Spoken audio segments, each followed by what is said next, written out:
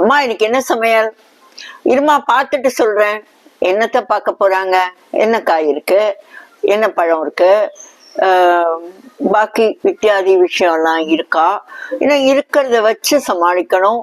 ஒரு 6 மணிக்கு படிக்க உட்கார்றவங்க, இல்லை 8:30 மணிக்கு வெளியே போறவங்க, மத்தியானம் லஞ்ச் கட்டிட்டு போறவங்க, சுட சுட பேக் பண்றதுக்கு டப்பா, வீட்டில் இருக்கிற பாப்பாலேந்து ஒரு 50, 60, 70 வயசு இருக்கக்கூடிய மாமனார் மாமியார் வரைக்கும் ஒரு ரேஞ்ச்.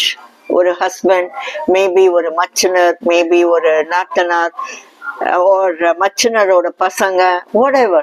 ஒரு such a range of people, range of taste, nutrition, all kinds of things.